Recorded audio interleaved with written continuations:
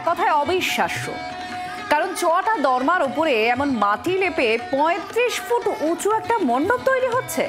বরানগর নপাড়া দাদাভাই সঙ্গে চমক আছে, তবে শুধু মণ্ডপেই যে চমক আবদ্ধ তা নয়, প্রতিমাতেও আছে। আসুন দেখে নিই এই পুজোর ফার্স্ট আর এক্সক্লুসিভ ঝলক।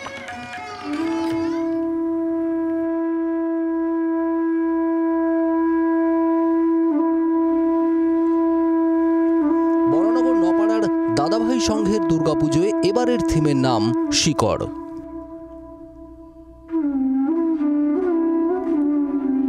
প্রতিমার পায়ের নিচে আসল গাছের শিকড় রয়েছে।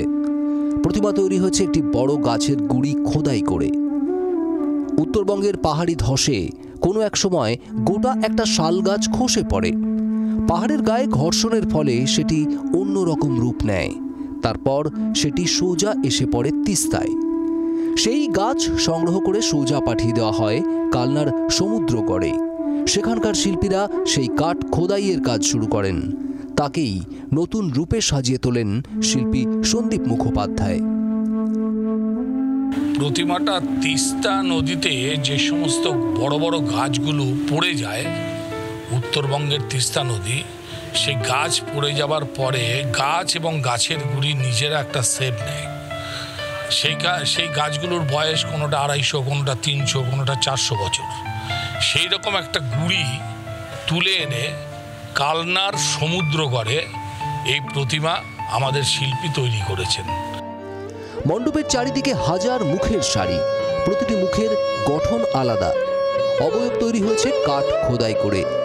মূল মণ্ডপের চারিদিকে মাটির উপর অনবদ্য কাজ করেছেন থিম মেকার সন্দীপ। তো বাউল তত্ত্ব নিয়ে যখন কাজ করছি, বাউল হচ্ছে খুব মেঠো যাকে বলা হয়, একদম মাটির সঙ্গে মিলেমিশে আছে বাউল। তো সুতরাং মাটি ছাড়া আর অন্য কিছু আমরা তাই জন্য ভাবতে পারিনি। তাই জন্য বাউল তত্ত্ব যখন মাটিটাই আমরা ইউজ করে, সম্পূর্ণ প্যান্ডেলটাই কিন্তু মাটি দিয়ে তৈরি। মানে এরকম বড় একটা উচ্চতায় ৩০ ফুট উচ্চতায় এত বড় একটা প্যান্ডেল কিন্তু সম্পূর্ণ মাটি। একটা ৩০ ফুট উচ্চতার মণ্ডপের কোথাও মাটি ছাড়া অন্য কোনো উপকরণ নেই। একটা প্রতিমার সর্বাঙ্গে কোথাও একটি মৌলিক কাঠের টুকরা ছাড়া আর কোনো কিছুর অস্তিত্ব নেই। তা সত্ত্বেও যে দৃষ্টিনন্দন মণ্ডপ, যে সুবিশালত্ব ফুটে উঠেছে নপাড়া দাদাভাই সঙ্গের এবারের পুজো মণ্ডপে, তা না দেখলে আক্ষরিক অর্থে বিশ্বাস করাই কার্যত অসম্ভব। জি ২৪ ঘন্টার জন্য ক্যামেরায় দীপের সঙ্গে অয়ন, কলকাতা। বাংলার আওয়াজ, বাঙালির আবেগ, জি ২৪ ঘন্টা।